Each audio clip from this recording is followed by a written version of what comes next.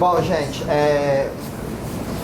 para quem é do primeiro ano, a gente organiza semanalmente seminários para os alunos do Empatec.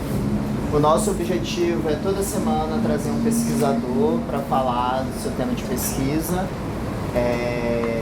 para a gente conectar um pouco matemática, física, ciência da computação e ciência de dados. Então, para a gente ter um panorama das pesquisas que são realmente desenvolvidas nessas áreas. E aí, como esse é o primeiro seminário do ano, a gente achou que não teria ninguém melhor para a gente chamar que não o professor Nelson Maculan.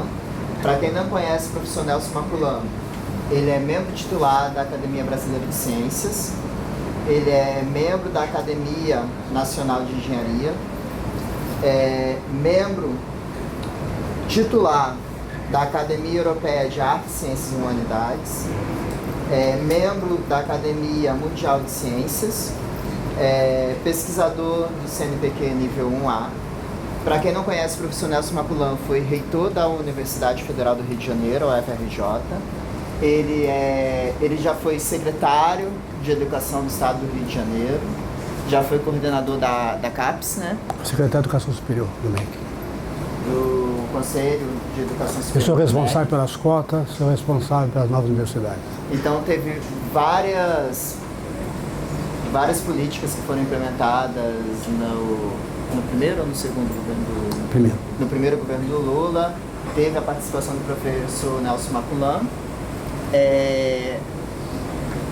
Acho que a secretaria chegou a enviar um pouco do resumo da palestra, um pouco da biografia do professor Nelson Maculan para vocês. O professor Nelson Maculan, inclusive, é professor doutor honoris causa de diversas universidades e é professor emérito da UFRJ. Então, assim, se a gente ficar falando um pouco do currículo do professor Nelson Maculan, a gente vai... Não perde tempo, não. Mas, mais importante é dizer que dentro da ciência da computação, a gente está falando com um dos professores mais respeitados no Brasil na área de ciência da computação. Para quem é da turma do terceiro ano e cursou a disciplina de otimização, vocês já devem ter ouvido falar do professor Maculan. E para quem pesquisar um pouquinho, vocês vão ver que o principal nome da área de otimização no Brasil é o professor Nelson Maculan. Então, qualquer um que é mais ou menos entendido em otimização linear no Brasil, foi aluno do professor Nelson Maculan, ou foi aluno de aluno do professor Nelson Maculan. Então, é uma honra ter o professor Nelson Maculan aqui, então espero que vocês aproveitem bastante o seminário de hoje, porque é uma oportunidade realmente ímpar. Muito obrigado. Para mim é uma honra estar aqui no Empatec, ver toda essa juventude. Aqui, peraí. Para mim é uma honra estar aqui no Empatec pela primeira vez como professor, né? E ver essa juventude toda aqui me aguentando, né? Isso é bonito. O professor adora muita gente, muitos estudantes, né? Eu já orientei 70 doutores e 200 mestres. Então, agora só desoriento. A vida tem que desorientar. Não, orientar é muito ruim, né? Vocês são estudantes, não sabe o que dizer aluno? A é sem, luz é sem luz. Vocês são estudantes, não são alunos. Toma cuidado com essas dificuldades. Né? O pessoal não sabe disso.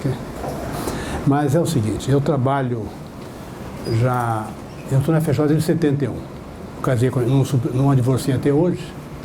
E fiz minha carreira lá como professor. Antes eu trabalhei, sou engenheiro de minas e metalurgia de Ouro Preto. Na época, a engenharia que tinha que fazer. Né? Depois eu fiz mestrado na França, enfim, a vida depois fiz tudo quanto era possível das coisas. Né? E tive a grande capacidade de trabalhar com gente jovem. Né? Eu tenho 83 anos, fiz a semana passada, né? E trabalho até hoje. Porque se eu não trabalhar, eu acho que eu morro. Faz parte. Né? Esse trabalho é interessante, que é um trabalho que também vem desde Fermat. Não é de hoje, esse grande matemático francês, que passava o tempo fazendo troços para os outros descobrir, né? Tinha ideias, tem coisas que vão demonstrar até hoje, né? Tem pessoas que põem na cabeça, será que isso existe? ficam, de repente, vai ter prêmio Nobel daí, né? Dá coisas incríveis aqui, né? Esse pessoal que recebeu esse ano o prêmio Turing, com $1 milhão, tem um quebequense que foi meu colega lá em Montreal. Eu fui passar na França, em Montreal também, no Canadá. Esse rapaz tinha, na época, 24 anos já tinha doutorado, né? Ele ganhou esse ano $1 milhão aí pelo prêmio Turing, né? Então conheci também gente que tinha grande capacidade de trabalho. Mas tudo que eu fiz foi graças a estudantes, mulheres e homens. Isso é importante que chamar. Esse trabalho aqui, eu vou até começar um pouco ali. Esse aqui já é um resumo de 20 anos de trabalho. Porque é interessante, né? Opa, está me ouvindo bem? Já um resumo de 20 anos de trabalho. Esse trabalho foi publicado, acho que em dezembro, né, de 2025, ou em janeiro, por aí, na revista, acho que não sei o que, uma revista europeia, né, em que estamos, eu, Márcia Fampa, e o Renan Pinto, que está aqui ao meu lado, meu professor do Instituto de Matemática, na época ele estava ainda no Instituto, estava já está na FJ já nessa época, né? O Renan também fez doutorado conosco lá, tá certo? Então, um trabalho coletivo que muita gente trabalhou, tá? Seja na parte teórica, mas eu fui as primeiras pessoas a fazer um modelo matemático para isso. O que é um modelo matemático? Uma forma matemática que tenta representar um problema, tá certo? Por exemplo, quando você olha para a natureza, você pergunta, a natureza é discreta ou estocástica? Sei lá. Quem acredita em Deus, acha que Deus fez aquilo, né? Quem não sabe, não sei. Alguns modelos podem ser discretos ou estacionários, ou estocásticos, certo? Pode ter uma probabilidade, que é a medida da nossa ignorância, né? A estatística, tá certo?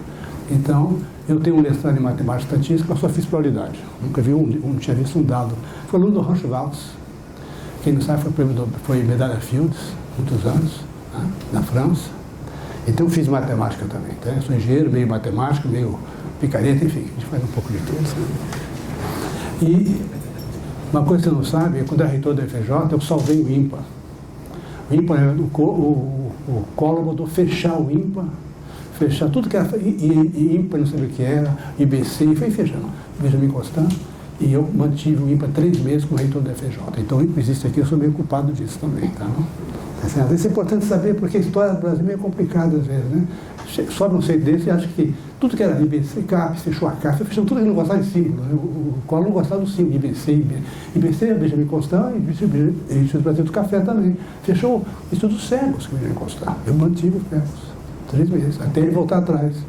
Então, 3 meses sem salário, a pessoa já ia embora, né? Pensou? Isso é bom saber disso. Então, o problema meu, eu vou com uma brincadeira aqui, vou pegar aqui eu adoro giz, cuspe giz, mas aqui não tem mais giz, eu sou um cara, eu sou velho ainda, tenho que saber essas coisas aqui, né? Bom, uma brincadeira para com vocês, para começar. Vamos supor um quadrado, em 2 dimensões, tá certo? Distância entre eles, tudo igual. Eu quero unir esses quadros. Estou supondo que são versos de um quadrado, de lado 1. Então, o desenho está mais ou menos, está ok. Né? Eu tenho um fio. Eu quero falar com isso aqui, todos falam entre eles, e quero minimizar o tamanho de fio. Né? Primeira coisa que a gente fala, faz isso aqui que é mais barato. L igual a 3. Né? Aí vem um cara, eu faço melhor. Né? Você está muito burro ainda. Aí vem o outro e fala assim, vem cá, vamos fazer, põe mais um ponto aqui no meio, vou fazer isso aqui, ó. Aí é 2 raiz de 2, que é menor que 3, é isso? 2, 1, dá 1 direto, né? Aí vem um jeito bem mais inteligente, vamos pôr mais 2 pontos. E vai ficando complicando o negócio. Então o cara vem aqui e põe um ponto aqui, um ponto aqui.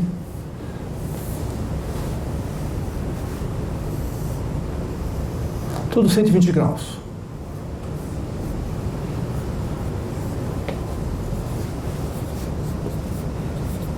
Aí dá 1 mais raiz de 3, que é menor ainda.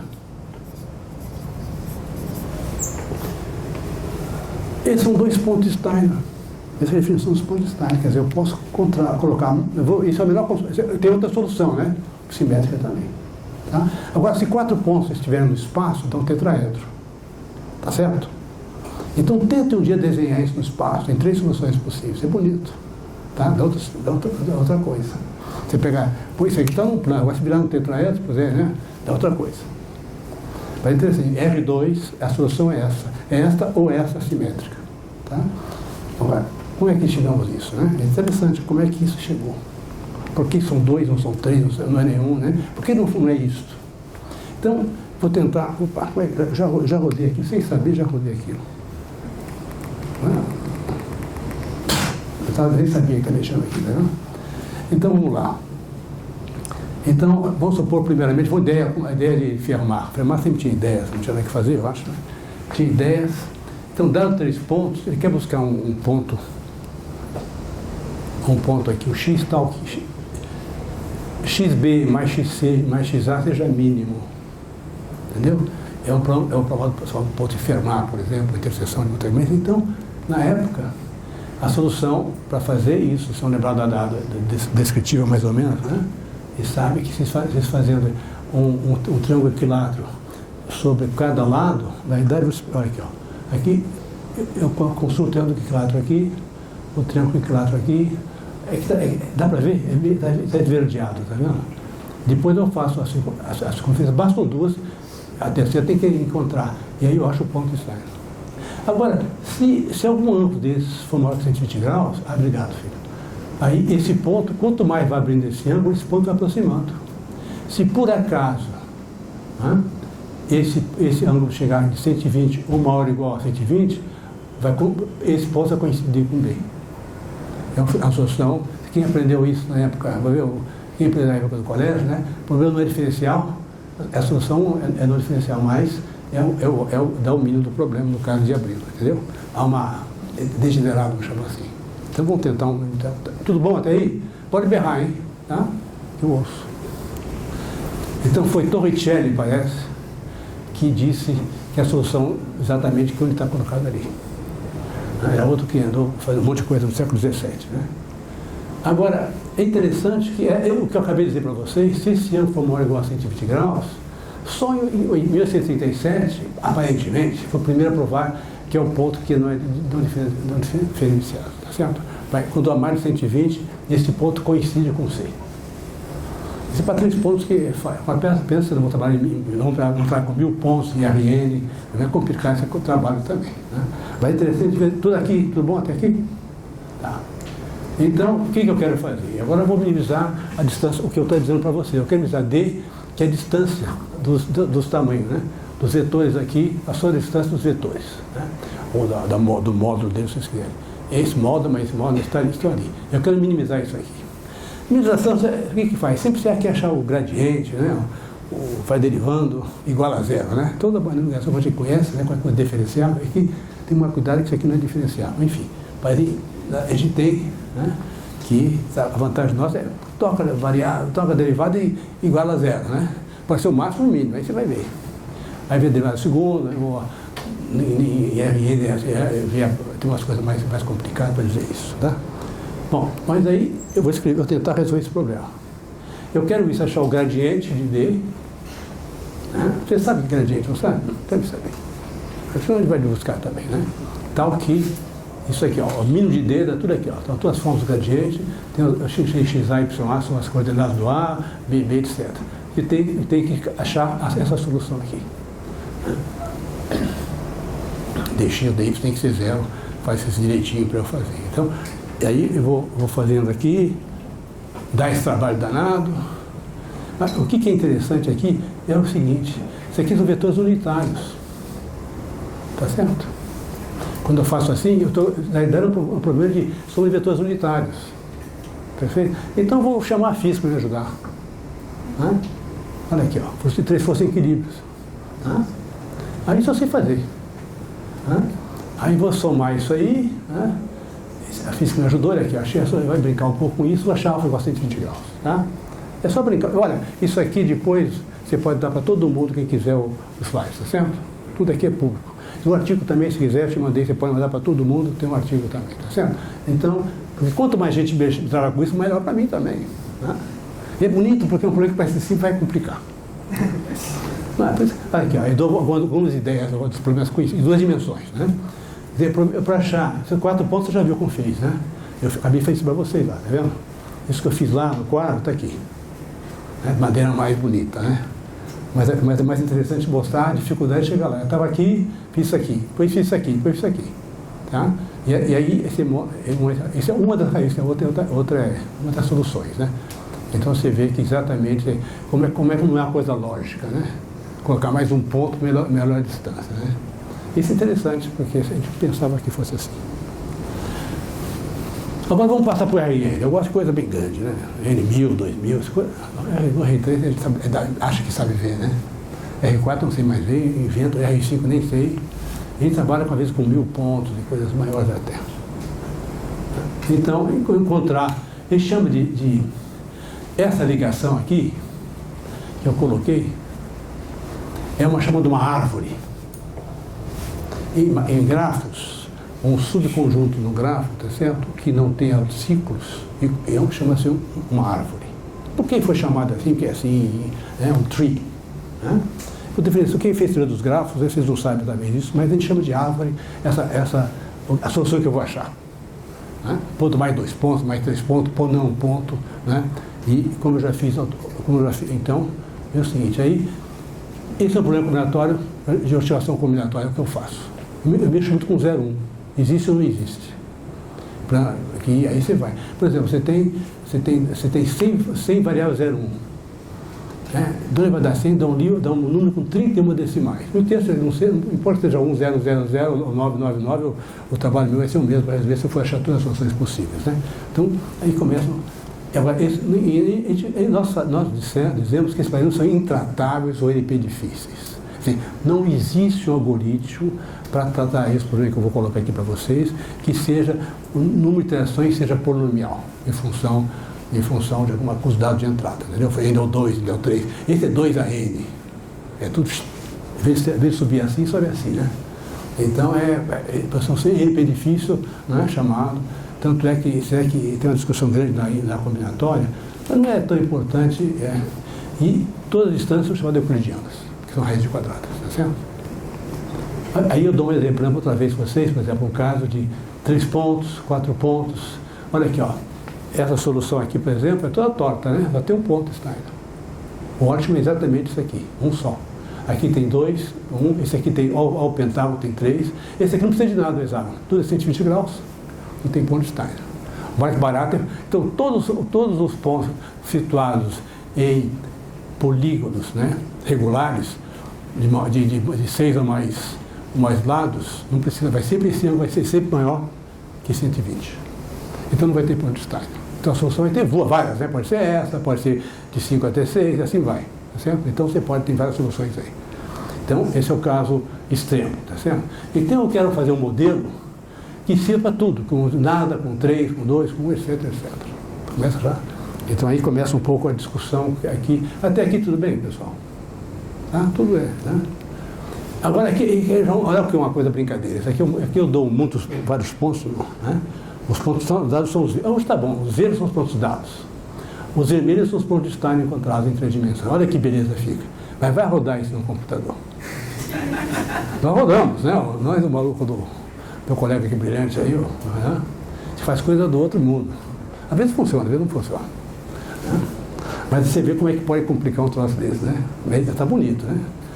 Agora, algumas coisas que nós não conhecemos que é da teoria já. Você tem XI e RN, são os pontos, né? As coordenadas. São P pontos. O máximo, se for demonstrado, o máximo número de Steiner é P-2. É 0 a P-2. Nunca é mais. Né? Não é difícil a demonstração, é só um negócio, tem para fazer um gráfico, não pode ter mais de P-2, assim por diante. É fácil mostrar isso, tá? Não é tão difícil, mas existe, nós demonstramos. A gente diz que um ponto Steiner tem desde... Está ouvindo? Alô? Voltou. Né? Nós dizemos, por exemplo, quando você, às vezes um ponto Steiner, aquele caso que você, que o ponto Steiner deu no vértice, é degenerado, ele chama, por exemplo, tá? Mas não é tão importante, mas é bom saber que se diz isso. Né? Agora, edges são os arcos, arestas, tá? Que saem, essas edges aqui saem aqui, ó. Essas caem aqui, dá tudo 120 graus, tá? Que saem do ponto Steiner. São 120 graus, né? Isso é tudo definido. Então, se ele satisfaz a topologia que eu acabei de falar, são as propriedades de Steiner. Então, por exemplo, olha a quantidade possível. Vamos supor que eu tenha P pontos em qualquer R, R2, R, o que importa. O R2 é melhor, você pode eliminar soluções. A partir de R3, a probabilidade de duas retas se encontrarem é nula. Não é verdade? No R3, duas retas se encontrarem no espaço é muito difícil, né? Quaisquer retas. Então, a quantidade, olha só, isso é a quantidade total de... Para ter uma ideia, vamos pegar a topologia máxima, P-2, né? E pegar P igual a 10, dá semifatorial. Sabe o que é um semifatorial, né? 1, 3, 5, 6, essas coisas aí, né? Estão lembrados disso lá do colégio? Não. A gente falava semifatorial, era 1, 3, 5, 7, assim por diante, tá? Então, isso aqui para P igual a P-2, dá isso, 2P menos 5 semifatorial. Dá 2.027.000 só para 10 pontos. É muita coisa. A pessoa fazer o cálculo para tudo isso para achar o melhor. Você vai ter que simular 2.027.000 posições. Tá? Então é altamente explosivo esse problema, em termos de para resolver achar o ótimo global. Está ficando gozado, agora está ficando divertido, né? Aí, por exemplo, a outra coisa, então dando um exemplo de um local, vou voltar um pouco. Então vamos supor, como é que eu começo para resolver isso? Eu sei que eu tenho 4 pontos, vamos supor que esteja no plano para me facilitar a minha vida, tá certo? Eu sei que 2 pontos vão ter solução, eu não sei como eles estão ligados, eu não sei a posição deles. Eu desenho só o grafo, mas não o resultado que vai ter. Eu dou para vocês, isso aqui é fácil, entra no computador, eu digo o que está ligado aqui, etc. Aí começa com essa revisão. Essa é uma solução lógica, que pode ser. Agora eu quero saber qual é a posição exata disso, como está ali. Eu tenho que passar daqui para lá. Então, dada essa configuração, eu tenho que minimizar esse problema aqui. Onde x5 e x6 estão no RN. Vou fazer RN para não ter problema. O que são dados? x1, x2, x3, x4, não é isso? Perfeito? E agora x5 e x6 estão aqui. Eu não sei a posição deles ainda. Eu dou de qualquer chuto inicial e vou achar essa posição aqui. Aí 120 graus para cada um. Tá? Então, esse é o problema que eu tenho que resolver. Tá? Para cada... Veja o seguinte, eu tenho 2 milhões, para cada um tem que fazer isso. No caso, grande porte, né? Porque no grande porte vai ter muito mais de 4 por 4 assim por diante, né? Então, como é que eu vou tentar agora fazer fazer uma modelagem para isso? Aí começou a brincadeira. Isso aqui vocês esquecem, por favor. Eu dou um grafo V, é o dos vértices, e é das edges, ou arestas, ou arcos, como queiram. É uma maneira de definir, né? Então, P, vamos supor que P de 1 até P menos 1, P. É o variável P, né? E os vértices seriam P mais 1, P mais 1, P não. Os pontos Stein seriam P mais 1, P mais 1 até 2P menos 2, para dar aquela ideia, né? P mais, ainda dá P menos 2. E vou supor também que IJ é um arco lá entre I menor que J para dar uma certa orientação. Mas agora eu vou usar 2 variáveis. Uma para a posição do ponto, que está vai ser um spline, e outra se eu vou usar ou não um arco que eu vou enfiar ali. Agora a ideia, eu vou bolar agora vamos marcar agora, buscar agora um grafo, né, onde ele podia ser um subconjunto dele, um subgrafo. Vou inventar uma coisa mais geral e nele vou trabalhar nele de maneira a tirar esse grafo. Tá? Isso foi um trabalho de bonito também. Vi muita gente nisso. Por isso que eu estou há 20 anos nisso, não acabei até hoje. Nem sei se vou acabar um dia. Né? Mas vamos supor, como é que eu fiz isso? Vamos supor 6 pontos. Ficar certinho, né? Eu sei que o máximo de pontos de Stein será 4, máximo. Né? Então vamos lá. Eu não sei onde estão ainda, não importa. Vamos supor que estejam aí dessa maneira, tá? Então eu vou primeiro fazer isso aqui, um conjunto completo aqui, quer dizer, um gráfico completo aí. Peraí. Aí eu faço isso, olha, a primeira coisa eu junto aqueles pontos todos. Eu não sei onde eles estão. Os dados são 1, 2, 3, 4 e 5. Eu sei que os pontos estarão em volta convexa dos pontos dados. Isso eu sei. Quer dizer, está lá dentro. Eu não sei onde eles estão. Né? Agora eu sei que eu sei o seguinte, que esse aqui vai estar ligado a um deles só, se estiver ligado. Tá certo? Se não houver degenerescência, eu posso trocar a posição dele, não tem problema. Né? Então, por exemplo, eu ponho um está ligado a todos os versos. Né? Então eu sei. Agora, o 2 tem que estar, o 3 tem que estar, o 4 tem que estar, o 5 tem que estar. Então, olha aqui, olha o que fica. Esse gráfico que eu inventei, há um subgráfico que é uma árvore de Steiner. Não sei a posição do 6, 7, 8, 9, eu não sei. Mas a ligação existe, pode existir. E eu vou associar depois variável 0, 1, as linhas vermelhas e as linhas azuis. Por exemplo, aqui só sai 1. Então, isso aqui foi x1, x1, x4, x1, 4, mais x1, 7, mais x1, 9, mais x1, 10, a soma tem que ser igual a 1. E ele é 0, 1. Certo? Aí eu vou começar a usar a variável 0, 1. Né? Eu vou chamar, porque é uma maneira de contar. Agora tem que usar computador, né? Não sei jogar aqui em cima, fazer. Ainda não sei maneira geométrica, não é um problema, tá? Entendeu? Então, aí eu volto um pouco, comecei a. Vamos supor, uma solução possível seja essa, por exemplo. Tá certo? Então eu vou voltar lá um pouco. Então daqui agora. Alô? Já voltou? Já. Eu vou pensar no seguinte, olha aqui, eu estou aqui, eu quero buscar uma posição, então vou ver uma solução, por exemplo, isso é uma solução possível, tá certo? É uma solução possível, não sei se é ótima, mas é possível. Tá? Quer dizer, o que está aí igual a 1, o resto é 0. Todos os arcos que estão associados, eu vou associar cada arco a uma variável 0, 1. Tá certo? Se ele existisse, então esses vermelhos foram x9, 10 é 1, x7, 9 é 1, x8, 7, 8 é 1, isso aqui tudo é 1, 1, 1, o resto é tudo 0, limpar. Isso é uma solução possível. Se é ótimo, eu não sei. Tá? Ela está só vamos chamar assim, ele tem apenas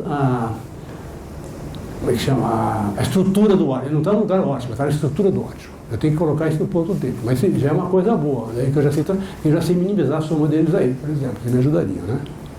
Então, olha, vamos voltar agora para o meu modelo. Vou voltar lá. Isso aqui, eu chamei isso aqui a distância euclidiana entre x1 e xj. É a raiz quadrada isso aqui, tá certo? É não diferencial. YJ é a variável 0,1. Quer dizer, só vai existir, vou minimizar isso aqui, só quando isso aqui for 1. Então eu multiplico a distância euclidiana por variável YJ. Se for 1, ela vai valer. Se for 0, não vai valer. O que eu sei? Que, como eu chamei a atenção, que o que sai de I para J, tudo tem que ser a soma igual a 1. Esquece um pouco essa aqui por enquanto. E essa aqui exatamente é aquela que é a soma igual a 3. Vou voltar um pouco lá. O YJ é para 0,1, que decide se o arco IJ está ou não na solução. Tá certo? Dá para entender isso aqui ainda, filho?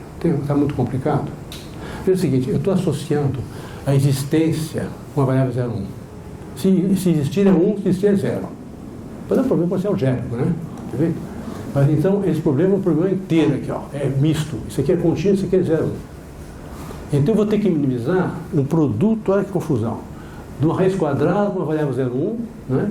E essa restrição aqui, A4, né? Esse conjunto de restrições aí, porque para cada aí tem isso, eu volto lá para falar para vocês. E essa 4 aqui é o seguinte, eu digo que isto mais isso, mais isso, mais isso tem que ser igual a 1. Né? Essa é a primeira restrição. Diz para cada ponto dado. Então todos que saem tem que ser igual a 1. Tá bom, então tá, eu já aceitei. Agora, esta aqui, a maneira de escrever diferente, se você olhar um pouco, é a mesma coisa que dizer que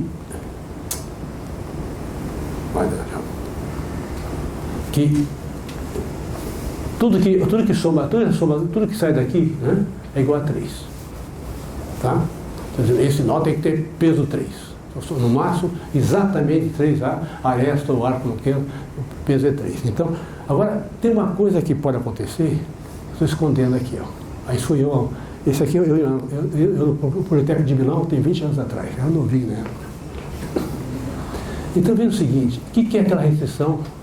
Que acontece o seguinte, pode acontecer isso, naquelas restrições. Eu não impeço, acontece que não é isso, eu não quero.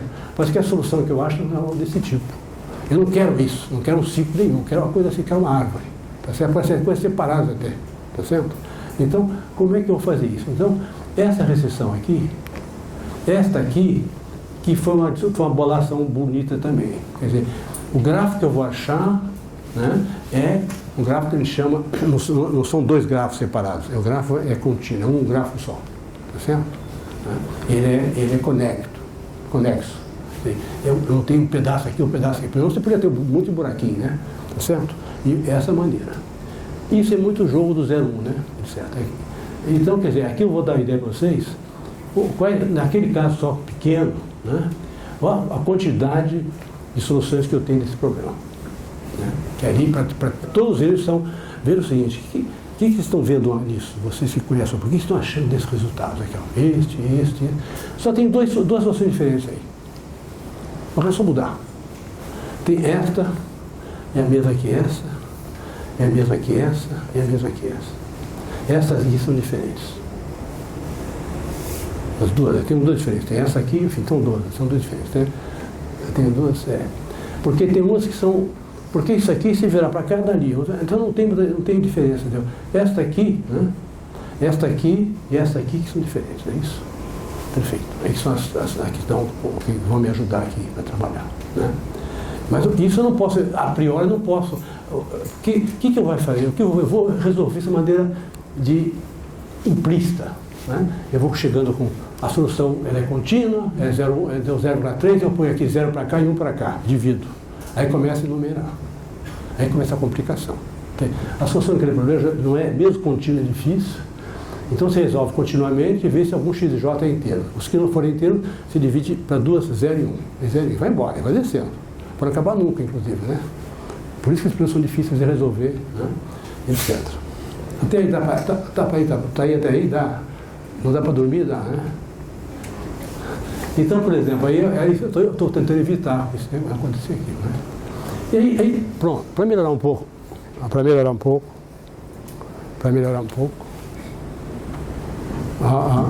deu. Para melhorar um pouco isso aqui, eu vou escrever diferente, aquele problema lá, entendeu? Vamos voltar lá só para vocês verem. Eu vou querer uma forma diferente, fica mais fácil para eu trabalhar.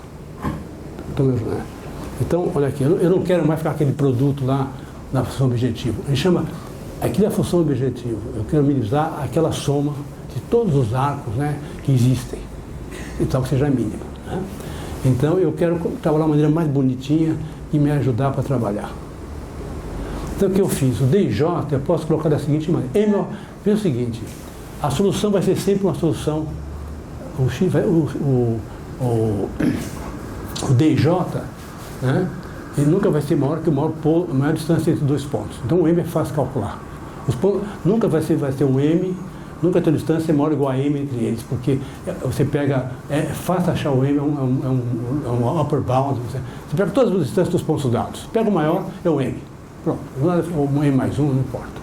Então o M, o pessoal chama de Big M, é uma penalidade, é um M. Né? Então eu digo o seguinte, o DJ tem que ser maior ou igual àquilo. Agora, quando aquilo for igual a 0, o menos M fica negativo, dá um troço muito grande. Então tem que dizer que ele DJ também é maior ou igual a 0. Ele não só maior que é igual àquilo, quer dizer, quando o YJ for igual a 1, o DJ vai ser igual ao XI menos XJ, que eu estou minimizando aquela quantidade, tá certo? Então vamos voltar um pouquinho, por que isso é bonito, por que isso é interessante. Então isso aqui, então o DJ é maior ou igual que isso aqui, DJ, então isso é 0. Quando isso aqui for 1, o DJ vai ser igual, exatamente, eu estou minimizando, vai bater na igualdade. É isso, eu estou minimizando, vai bater lá. Quando ele for 0, né, então isso aqui dá um troço maior ou igual com um nome muito grande e negativo. Então tem que dizer que o DJ é maior ou igual a 0. Tá? Agora isso aqui repetita tudo. E DJ depois já melhorou um pouco. Eu consigo já resolver esse problema mais ou menos, tá? Porque isso aqui é convexo. Tá? Então, o que a gente faz? Eu vou aproximar a raiz quadrada com o lambda aqui. Ó. Claro, ninguém bobo, né? Eu não tenho derivada, como é que eu vou fazer isso aqui? Eu ponho uma lambda quadrada aqui, aí fica derivável. Eu aproximo isso aqui por mais alguma coisa, é um erro que eu vou cometer. Vou tentar, a gente vai arrumar de todas as maneiras depois, tá certo? Então, aí são algumas relações, eu não estou muito interessado, então você vai considerar depois, tá? Que isso aqui é aproximadamente igual àquilo, vamos dar 2. Mas pode ter um erro de propagação do erro. Eu vou dar um exemplo para vocês, aqui, ó. 6 pontos, coisa pequena, 6 pontos, né? Aí achei essa solução, que é a boa, 10 a menos 8. Essa aqui, acho que é bonita, mas não é ótima. Eu passei 10 a menos 6 a menos 8, eu fiz a solução, mas eu perdi a solução ótima. A sensibilidade do chute também. Isso é bonito, né? Quer dizer, ficou um troço bonito isso aqui, né? Muito mais bonito que isso aqui. Só que esse aqui é maior que isso aqui. Tá? 3 de 3 é maior que 5. Tá? Então é interessante ver a beleza e a dificuldade do problema. Você chuta que lâmpada, chuta lâmpada. Não é verdade. O chute tem que ser Eu escrevi um artigo, eu tenho um trabalho sobre, eu até vou mandar para ele aqui, eu escrevi um manuscrito há muitos anos atrás, sobre números em pontos flutuantes, que é como o computador funciona. Nós trabalhamos com um número finito de números racionais no intervalo, então vai errar. Raiz quadrada nunca vai ser exata, né? O pi não vai ser exato, você vai multiplicando, aquelas métodos de Newton que vai rodando, né? O erro vai embora. O pessoal que mexe com computação científica, estatística, tem muito cuidado com calcular alto valor. Olha, uma matriz com dois valores iguais dá um trabalho danado para não errar. Porque nós vamos achar dois diferentes, às vezes são iguais. Então, muitas vezes a gente pensa que a computação serve sim. Porque aqui que a matemática entra, os erros, Tá? Isso que é importante, é bom chamar atenção. Como é que é? Você ficou contente com essa solução? Está errada. Tá? Mas é bonito ver, é bom mexer com as coisas que erram. Né? Porque, puxa, que bonito, muito bonito, mas aquela memória que é bobinha, né? Entendeu? Aí começamos a brincar um pouco, mudança aí só brincar um pouco, né? Aí nós fomos. Tá, eu estou quase 6 horas. Aí eu vou ser mais rápido agora, é o seguinte. Aí nós fomos mexer, já tem a Fundação P3, que tem essa aqui que já me ajudou melhor, e nós fomos indo, né?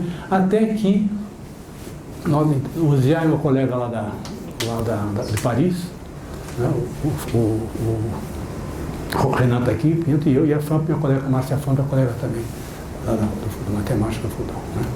E nós bolamos uma coisa mais, começamos a ver que isso começou a ficar mais fácil trabalhar. O que ele faz é relaxar. Eu começo aqui 0, 1 contínuo, entre 0 e 1, acabou.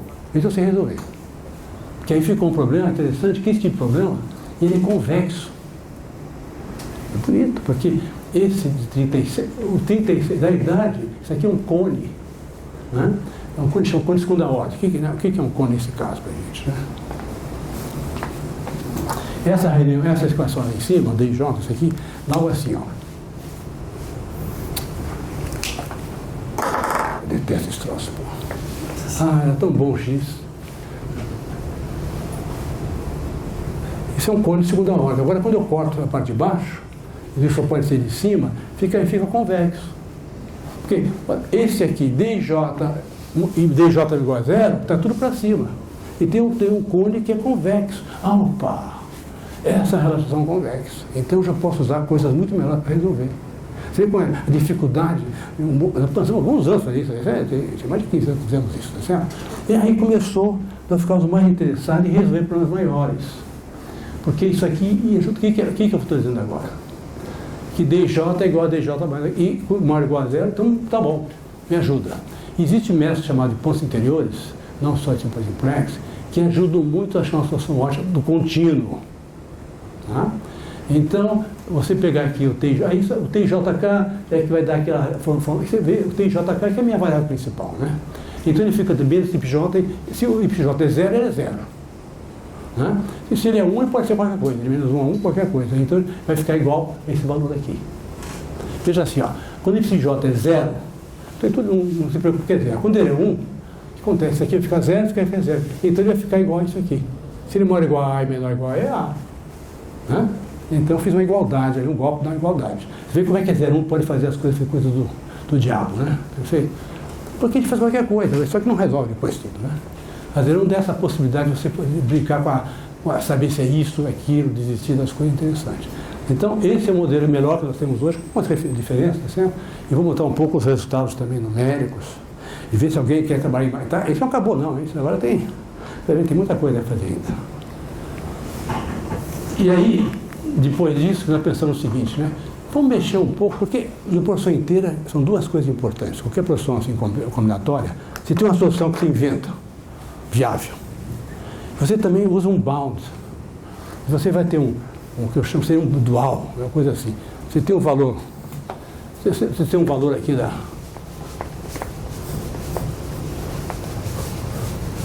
Vamos supor que você achou um valor, sei lá, 37. No contínuo. E tem um 33, que é um bound inferior. Você não sabe se o ótimo vai ser isso ou está aqui entre os dois. Então, isso é achar Isso é só a heurística que inventou, ou você resolveu, achou uma solução inteira. E aqui que é o problema. Como é que eu estou? Essa modelagem é bem assim, sobe isso aqui. Quanto mais eu subir, eu tenho mais chance de achar uma solução próxima do ótimo. Se vocês pegarem os grandes problemas da equação inteira, que está no Grob, hoje você tem o Grob, o simplex, os grandes problemas você mexe. 0,1, linear, 0,1, né? Ou mista, tem contínuo e coisa. Raramente os três estão na mesma solução quando são muito grandes, mas dão espaço em qual ele achou. Né? Então, porque tem muita enumeração, tá certo? Então, isso é um problema altamente combinatório. É o que a gente conseguiu fazer melhor e fazer rodar, tá certo? Então, para achar essas heurísticas aqui, aí o meu amigo aqui fez muita coisa interessante. Inventou um monte de troço aí também, né? O meu colega aí. Vamos ver um pouco quem andou inventando aí pela frente. Isso aqui é um pouco a ideia de dividir, né? Eu quero direto nas coisas aí dele. Vamos lá. Eu fiquei brincando um pouco com o Baron Express na época, usando as coisas que existiam lá. Então, primeiro, aí, para o tetraédrica menor. Né? A solução ótima, né? Essa aqui, 813, 813, 813. Essa aqui não deu solução ótima. Agora, vê o tamanho, o tempo que eles ganham. Isso é uma coisa pequenininha, né? Agora, já o octaedro, olha lá. Eu sei, o P5 e o P6 são modelos nossos, tá certo? E você vê que esse aqui conseguiu achar, alguns acharam, a solução ótima foi achada por essa, mas só confirmada para essas duas. Aqui, olha o gap, 95%. Aqui acharam errar. Essa aqui foi também, essa função, o Beton, essa foi uma função nossa também. Mas essas não bateram, foram muito rápido. Olha o número de nós, aqui o parâmetro. A quantidade de numeração foi enorme naqueles modelos. Isso aqui são os melhorzinhos, tá certo? Agora, o cubo já é um pouco maior. Né? Veja o seguinte, só o P5 e o P6 conseguiram o gap zero, mas assim mesmo como ele numerou, olha só.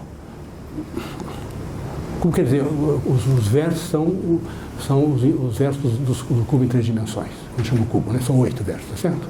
Né? Do cubo. Então, olha só, porque a quantidade de possibilidades é muito grande. Você viu, se fizer aquela conta, não sei quantos milhões. Então, a gente conseguiu resolver ele em tempos ao tempo, em segundos, né? Olha, que foi 16 segundos. Começou com, que era o máximo, não sei quanto tempo, para dar 10.800 segundos, né? Só o P5 e o P6 conseguiram, até a pequena modificação que o P6 já funcionou. Você viu como é a beleza também do método, né? Agora em coisa já começa a complicar. Entendeu? Inclusive coisa né?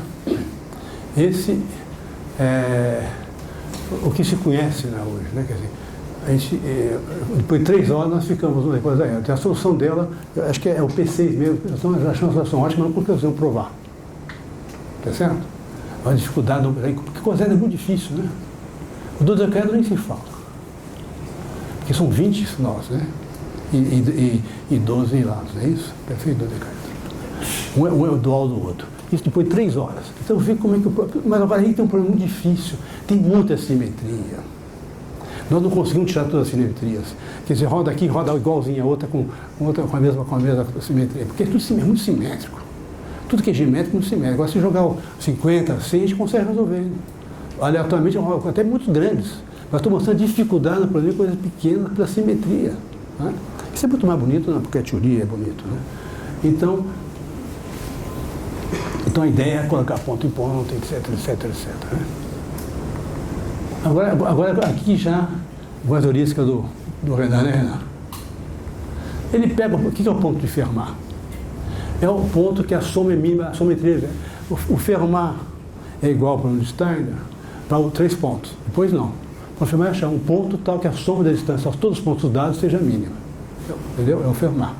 Não sei quem foi, quem fez, quem não fez, ninguém sabe bem isso, mas o Fermat se generaliza, que é muito mais fácil que o nosso, porque isso você faz em tempo polinomial. Né? Agora você pega o mínimo, ele pega o que é a heurística, vamos tentar melhorar isso aqui para fazer uma coisa de Steiner, né? Então aí começa, faz isso, aí, aqui, vamos voltar lá para ver, porque ele não vê, né? Ele vai colocar mais um ponto Steiner aqui, ó. Olha, fez isso, mudou. Né? Aí vai pegar mais pontos ali, mudou. Ali, mudou. Pronto. Aí ele achou uma aula de Steiner, mas não é ótimo. Ele pergunta, né? Tá certo? Pode não ser ótimo, tá certo? Porque o seu método vai fazendo. Até deu nesse caso, mas depois não sei. Tá? Porque é interessante, olha esse ângulo aqui, interessante esse ângulo aqui, né? Olha aqui, ó. Eu marco 120, Né? E aqui só tem peso 2. Interessante. Aqui o outro deles, brincando. Isso. Calma. Ele atende. Sabe? Não.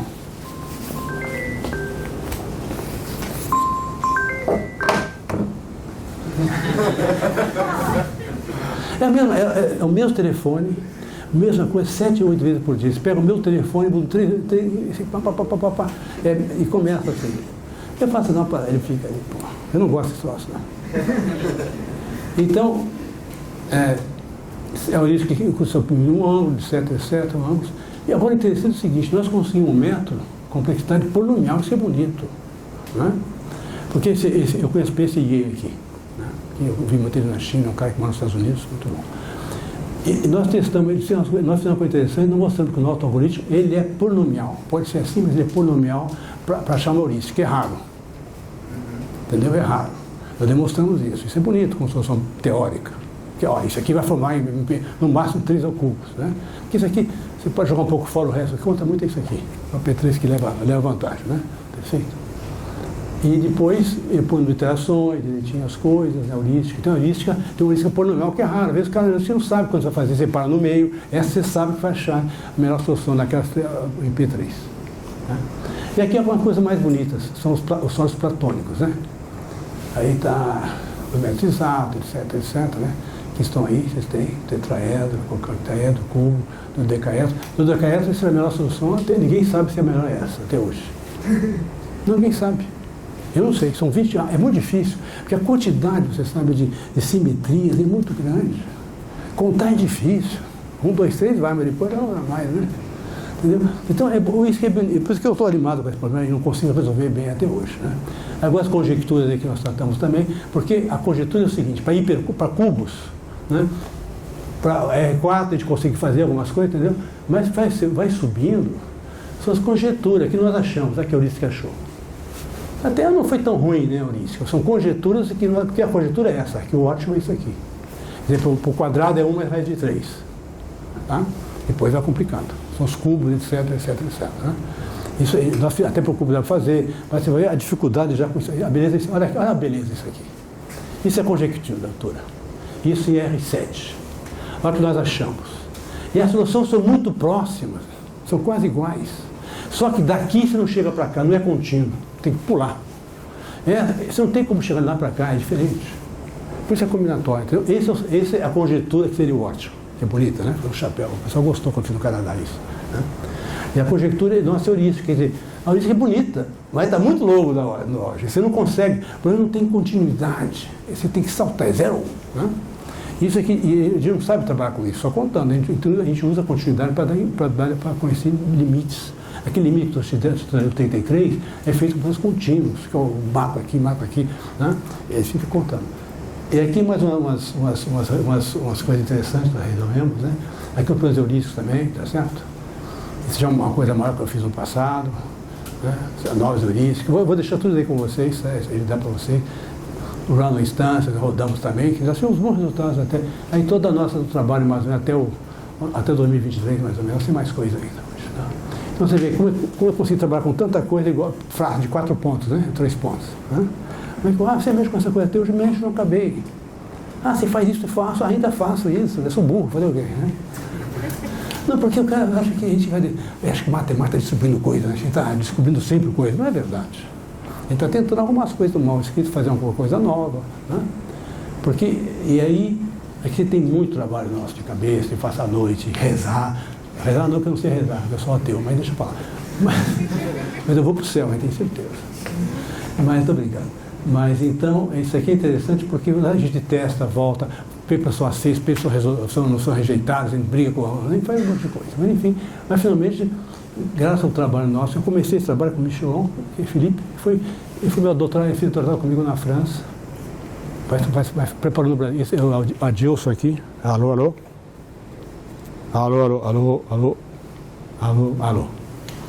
Aqui o Adilson Xavier, meu colega de muito tempo. Felipe Michelon, que voltou para a França lá, mas foi professor aqui um tempo também. A Fampa, que é minha colega. Aqui, ó, aqui nós já temos o Zia, aqui tem o pessoal aqui, o Smith. Esse paper é muito interessante, que é a primeira pessoa que escreveu a tese de doutorado dele. Só que tudo que você escreve para ele diz que é imediato. Ele foi uma demonstração que ninguém entende. Né? Eu perguntei para ele, não, isso é imediato. O doutorado, bom, esnobou, né? Não é imediato, né? Ele que fez, né? E isso aqui foi o último, aqui tem mais coisa nova, tá? Acho que é a última vez. E aí eu estou lembrando as pessoas que morreram, que me ajudaram muito. Jean Abadie, Claude Berge, foi meu professor, Igor Balas, Bernard Roy, Jacques Ferrand, foi meu colega, Marcello Mafioli, Cláudio Gonzaga, que se conheceram, né? Michel Minot e Pierre Hansen, isso foi o último a morrer. Essas são pessoas que ajudaram meu... Jean Abadie foi um professor na França, eu já vi um dos primeiros presidentes da Mathematical Programming Society, tá? Claude Berge é o cara dos grafos, velhão, o Igor Balas, desse tamanho, morreu dando aula com 96 anos, Carnegie Mellon, ele é romeno. Bernard Roy foi meu orientador de habilitação, na época eu fiz. O resto foi tudo colega, Jacques Ferrand, quebequense, italiano, brasileiro, francês e belga. Então, são as pessoas que me ajudaram na vida até hoje, já se foram, né? É muito importante lembrá-los, né? Se não fosse o Abadie, não estaria aqui hoje. Foi o cara que me empurrou esse negócio, o curso dele, eu queria mexer com as coisas, ele não gostava de linear, para ele a combinatória não existia, tudo não linear. Aí eu peguei, eu falei, bom, mas a tese que eu fiz de mestrado com ele foi minimizar uma função quadrática, 0,1, tudo quadrático, e funções lineares, mas ele não queria linear, mas me atrapalhou muito essa quadrática lá em cima, mesmo sendo definida positiva, deu trabalho. Tá? Porque quando você faz a minimização, com a função convexa, tem um mínimo local, tem um mínimo global, o local deve ser o global. Quando não é convexo, você não sabe. Pode ser até combinatório o problema. O Carlinhos, um dia se trouxe aqui, ele foi tratado comigo, mas professor titular da Unicamp, a matemática deles. O Carlinhos, ele fez um trabalho interessante, e tem uma função que é louca, é muito aplicada, tem cossenos e senos na área de medicina, na escola de biologia. Ele foi descobrir que está todo errado as soluções, porque ninguém achava o ótimo global. Ele fez um método Branch-Bound para resolver esse problema. Agora, em cada caixa tinha que ter para não deixar, porque acontece o seguinte, né? Se você vai fazer um Branch-Bound, você vai fechando um pedacinho, né? Então a função se a função passar, você não sabe. Então ele conseguia sempre uma função que não deixava passar. Porque se deixar passar, você perde o ótimo. Porque ele tinha coisa assim, uma atrás da outra, sendo cosseno, entendeu? Eles usam muito na biologia, bioquímica, biofísica. Então, nós modificamos, está toda a literatura errada. Porque eles rodavam. Sabe o que o pessoal faz com a estimação global? Não vai às soluções iniciais, um monte. Diz que aqui acha melhor, diz que aqui não acha nada. Estatisticamente pode achar, mas não é. E ele foi um trabalho muito interessante, como ele fez um Branch-Bound para isso, para não linear. Então, precisa de muita linear, muita conta. Vale a pena eu dizer que quando tem um paper dentro daí, e nós inventamos a função, tem um ótimo local só, global, e tem milhares de graus locais. Para você testar se funcionam as coisas. Ele que inventou essa função, até publicamos, que é bom para testar o que a gente faz, né? Quer dizer, tudo que é, por exemplo, a função, vamos supor aqui, em 2 dimensões, né? Função convexa, isso mais ou menos, né? Essa aqui também, né? É côncava e convexa. E a linear está por aí também, vou calcular, né? Perfeito? Que é dos dois lados, perfeito? Quando não é isso, otimização, você pega um problema assim, né? Achar o mínimo aqui e parar, e é isso aqui. E é isso que é dificuldade, que vira um problema combinatório muitas vezes. E tem que resolver. Grande parte dos modelagens, sobretudo quem faz nessas áreas, não pensa em convexo, não convexo, depois joga lá, não sei o que, e dá alguma coisa, ele sabe disso, né? Pessoal, muito obrigado pela atenção, tá? Estou à disposição, quem quiser trabalhar um dia nisso também, pode vir falar comigo, foi muito bom estar aqui, gostei. Obrigado.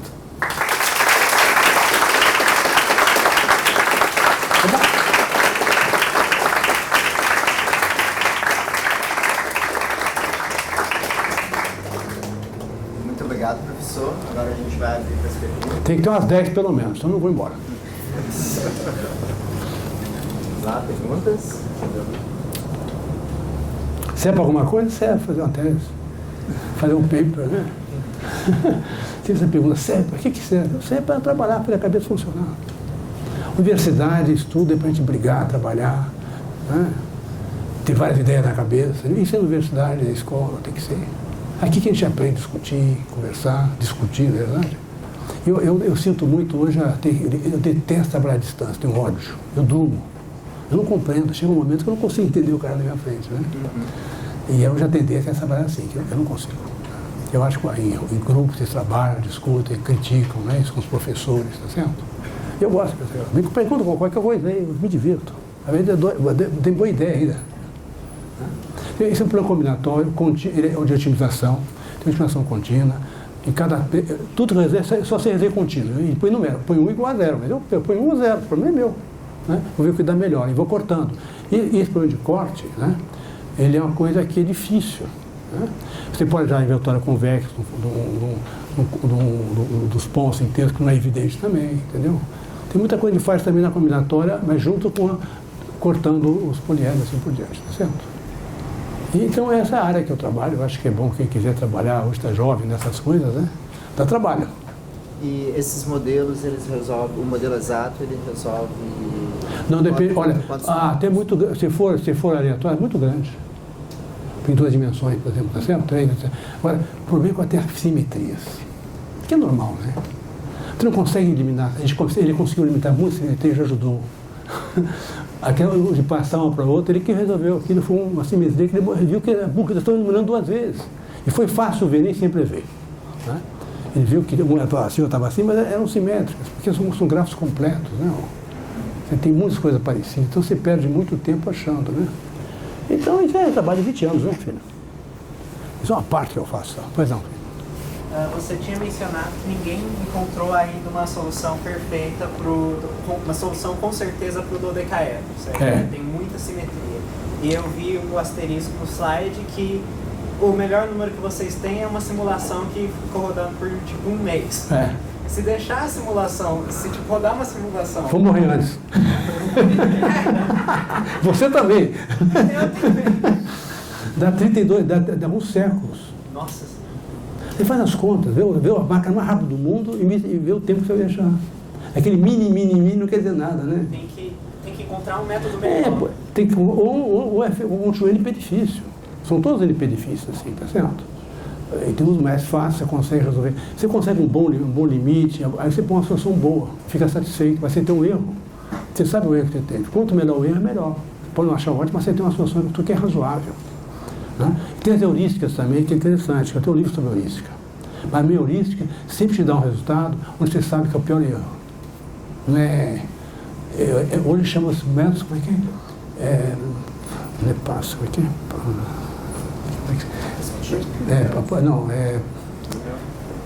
Polinômio, como é que é? Petas. Polinômio,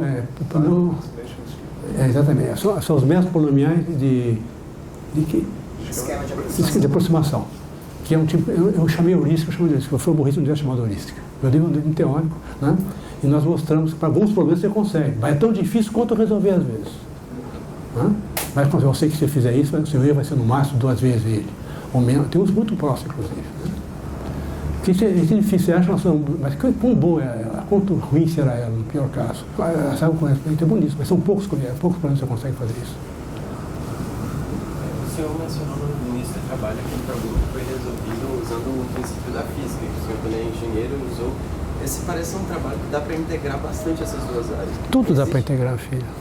Existe também aplicações da física de minimização para esses outros problemas em RN? Tem. O pessoal me procura às vezes na física, entendeu? Em dimensões, problemas que eles têm interessados às vezes. Que eu posso, às vezes a gente consegue achar uma solução interessante, porque muitas vezes o 0,1 é muito fácil, só tem 0, mas vai fazer. Né? Só tem 0, então vai, né? Mas você, então, às vezes são mais combinatórios, menos combinatórios, nem sempre é fácil você fazer modelagem, aproximação à realidade, sobretudo os fenômenos físicos, não é isso? Você pega, hoje eu falo, lei de Newton, não é lei de Newton, é uma forma matemática, né? Ele agradeceu a Deus porque ele agradeceu a Deus. Vou fazer uma piada sobre isso. O Lagrange nasceu em Torino, mas falava francês de lá. E o Lagrange virou francês e era o representante na época do Napoleão dos cientistas. Um dia o Napoleão chamou o Lagrange, falou: Lagrange, vem cá, diz para o Laplace, agradecer a Deus. O Newton agradecendo tudo aí, o Laplace, que o maior físico nosso, nós temos aqui, né? O maior matemático nosso, não agradecer a Deus, os padres me enchem o saco, porque comparam o Newton. Ele falou: olha, eu disse para ele, que não precisa dessa hipótese. Aí foi aquela vez que o Napoleão Rio mandou os padres para aquele lugar, né? E não detestar padre também. Então você vê como é que a igreja segurava, né? Até a filha, o Newton não puxa saco da igreja, né? Então o pessoal adorava ele porque ele fazia as coisas bonitas. O Laplace era o chato, né? Fazia porque achava que o Laplace inventou o metro.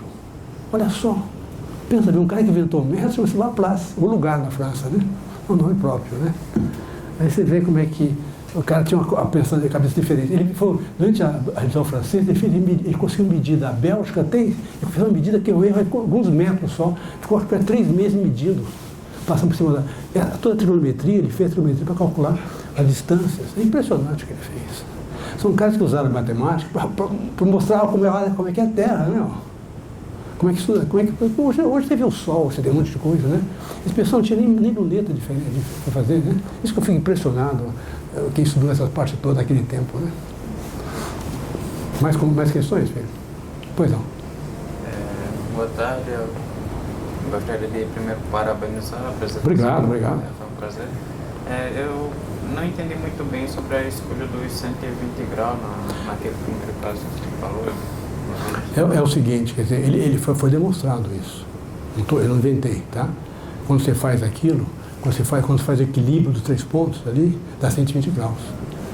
Isso dá para você fazer hoje no física aqui, ó. Você pega 3 pontos.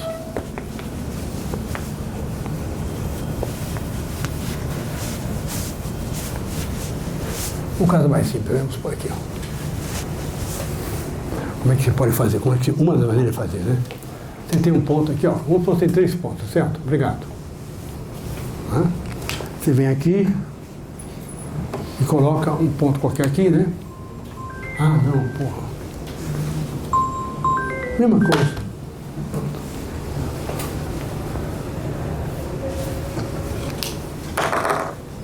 Aí você pega um ponto aqui e não suporta. Põe aqui, né? Põe aqui. Aí eu não sei quais são esses ângulos. Tá, obrigado, filho. Eu não sei quais são esses ângulos, não sei nada, mas o ponto está aqui, tá? Aí eu ponho aqui eu ponho uma força de 1 e 1. Eu quero o equilíbrio disso. Porque quando você soma, eu quero minimizar a soma daqui. Tá certo? A soma disso, mais isso, né? Na dimensão, em 2 dimensões, não é isso? Estou tentando fazer que essa soma desse pedaço, eu quero que isso aqui, né, seja mínimo. Isso mais isso, mais isso, mais isso. Quando eu faço isso aqui, o resultado que eu obtive, né, que esses ângulos vão ser iguais a 120 no mínimo. É que tem que minimizar aquela função inteira, entendeu? É fácil de escrever isso. Pode degenerar? Pode bater lá, por exemplo. Se esse ângulo for maior que 120 graus, vai bater lá. Degenera. Não é diferenciável. A gente recorda um pouco o cálculo que a gente estuda no secundário, né? Se não for derivada, ali é ótimo, ou é derivada. No meu tempo era assim. Eu já entrei na universidade, já sabia até integral, né? A primeira aula que eu tive de cálculo 1 foi o corte de Dedekind para construir os números reais. O cálculo, pô, ninguém sabe o que é isso, né? Mas era assim, o europeu era assim, escola de matemática muito pesada, né? A gente não tinha livros, essas coisas como hoje, mas enfim. Usava muita biblioteca à noite, porque é o que tinha. Eu passava a noite na universidade, mas não fechava a biblioteca à noite. Antes eu não podia estudar. Você tem com 600 estudantes na escola de engenharia na época, né? Livros poucos, né? Eu, quando dava muita cola, sempre dei, sempre corei também. Eu estudava matemática, línguas, música e filosofia. O resto eu colhi tudo, eu acho. Vou dizer a verdade para as pessoas, né? A química é um horror naquele tempo. Hoje química é uma ciência. O branco dá vermelho, daí? Como é que vai explicar? Não é verdade? Você pensa bem, né? Tem que falar para as pessoas a verdade, pô. Eu fui estudante também, né? Não, o cara sempre acha que eu falo um gênio. Que gênio nada, pô. Gênio só Newton, esses caras que nasceram Newton, pô. Mas nunca perdi no vestibular, estava sempre na frente, fiz política muito tempo, fui preso passei 4 meses preso por ser comunista, enfim, aquelas coisas do passado, né? Não, você tem que conhecer, porque parece que vai na profissão, não. Eu militei na Uni, cara, hoje não tem nem Uni mais. Cadê a Uni de vocês? Meu Deus do céu. Ninguém reclama desse país, se vai ter democracia, não vai ter democracia. Não estou pensando quem é que vai ser eleito, né? Mas tem que pensar no seu país. Né? Estudar, eu acho que a parte política é aqui, pô, não é conosco, né? Já estamos velhos para isso, já fiz muito e chega. Não quero mais ser preso, não. Mas então, mas estou dizendo, é verdade, é bom saber que eu venho Eu trabalhei na área civil, eu trabalhei na França, na área de computação, dos grandes computadores da época, para ter uma ideia, 260 metros quadrados de computador que não faz nem que você faz isso hoje. Era o Univac, eu fiz os primeiros cálculos de 3 dimensões. Quando calcular em 3 dimensões não é uma coisa evidente na mão. Tudo cálculo de estrutura, por exemplo, tudo em 2 dimensões, depois de multiplicar com o coeficiente lá e não caía no prédio, né? Ninguém calculava torção, era difícil, uma equação diferente, diferencial diferente. Você discretizar isso erra muito também. O cálculo do pneu do Concorde, o Concorde é um avião que ele batia e aterriza com 400 km por hora, 440 quase, é o dobro de qualquer avião, 220. Ele bate porque ele é supersônico, ele entra a 440 no chão. Então queriam saber como é que seria o pneu para bater sem aterrissagem.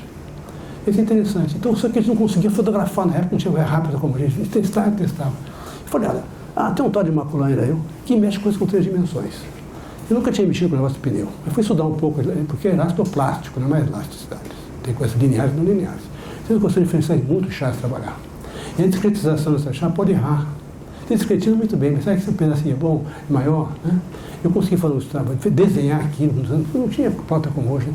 Desenhei, eu descobri o seguinte, que o pneu, o meu dedo dizia, quando o pneu batia aqui, explodia aqui, por cima. Porque era 440 km por hora que ele batia no chão. Para parar aquela desgraça daquele avião, porque o avião era um caça de tamanho de avião, né? Feito, ele andava 2.200, ele voava 2.400 km por hora, o Concorde. É impressionante, não? Comer gasolina, metade da gasolina, né? Mas então, aí eu vi que realmente quebrava aquele. O modelo ajudou. O modelo matemático com equações diferenciais, que eu discretizei. Porque não dá para resolver, aquelas coisas são muito difíceis, não lineares, você não tem nem. É aquela coisa chata, né, que ninguém faz porque ninguém usa, né?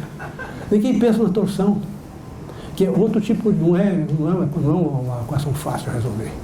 As melhores, né? Mais aproximadas, são modelos da realidade, né? O piso do avião não tem ar. Tem borracha e muito aço por dentro. Não. E qualquer avião, mais de 50 aterrissagens, ele troca os pneus. Se não trocar, vai estragar uma hora dessa. Né? Porque você pensa em bater um avião de 220 km por hora, cada vez que bate, são toneladas em cima, né? São certas coisas que aí ajuda. Nossa matemática não sabe fazer essas coisas. Né? O engenheiro deixa pra gente porque ele tem medo de mexer com essas coisas que podem cair, né? Tá bom? Perguntas? Soluções? Pessoal aí do fundão? Fundão é o fundão, sou eu que tenho o fundão. Nós temos 2 do fundão aqui. O fundão é lá na FJ. Tem mais um que por 20 anos de pesquisa me parece ser muita coisa. Assim, como é que Eu acho que não, vou fazer mais 20. Eu quero morrer com 150, com 200 anos, sei lá. Sabe o que acontece, filho? Você, 20 anos, porque você faz aos poucos, né?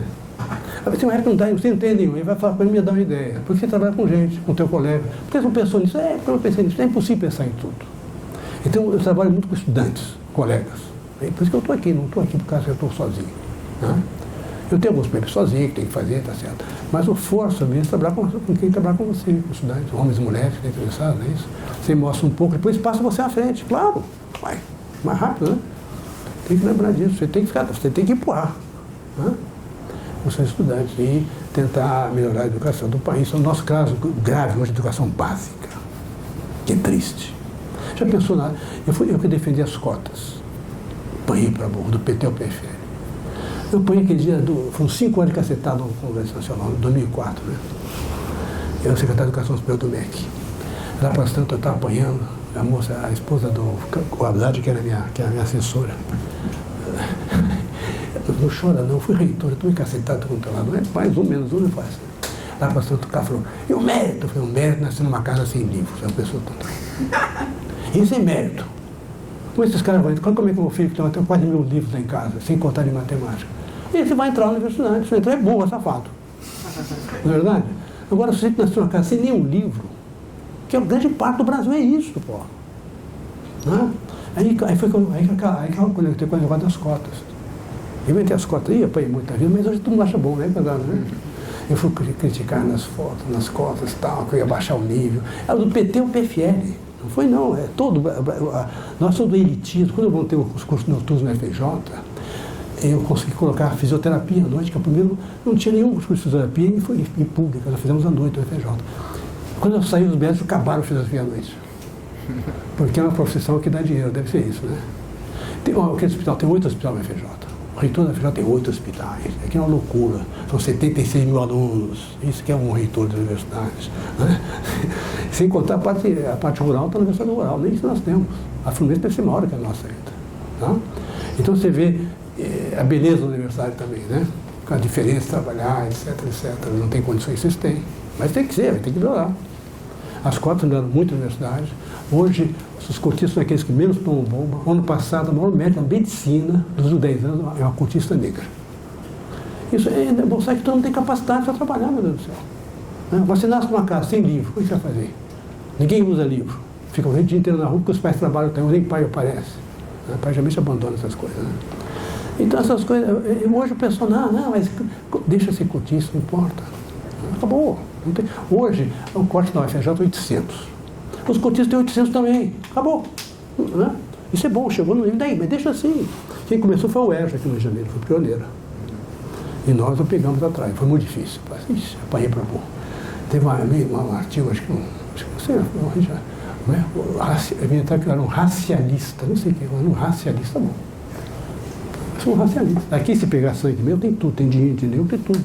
Quem nasce no Brasil não sabe o que tem. Ainda bem. Se fizer, tem tudo. Tem Índia, Bessa, ainda bem. Né? Hoje eu vi uma conferência daquele. Pode falar com você. Quem falou do FJ lá? Um cara muito legal. Ele falou muito bem sobre o Brasil e falou uma coisa muito bonita. Isso é um país diferente, pô. Nós temos capacidade muito grande, nós não, com toda a bagunça que é isso aqui, nós temos muita gente na miséria ainda, por causa da educação. A educação é que não passa, veja. Vocês mais privilegiados, nós somos privilegiados aqui dentro, pequeno, bom. Mas vocês têm que militar para melhorar o Brasil, melhorar a educação. A matemática faz parte de a gente empurrar para cima. A matemática é bom que a pessoa pensa que a gente é gênio, não é gênio, não somos gênios, né? A gente toma café para virar cama. Diz que o matemático na França, eu quero que transforme café em teorema. O NIPA faz muitos anos, né? O café é de graça aí embaixo, né? Tá bom, pessoal? Então, olha, muito obrigado aqui. Obrigado pelas perguntas, tá bom?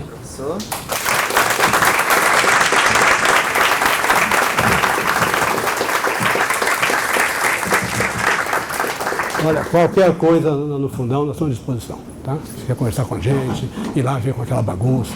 Porque aqui é mais bagunçado, né? Tem que ser, né? Você tem muito aluno, 75 mil alunos, é isso? Você tem a faculdade de letras lá, tem biomédica lá, tem tudo. Né? Isso é bom. Né? E esse contato que nós temos com a FJ com vocês também é muito bom. A gente vem aqui falar com vocês, vocês vão lá ver a gente também. Né? Fala no dia, leva um pessoal lá, pega uns 4 ônibus aqui, manda um atrás do outro, sei lá.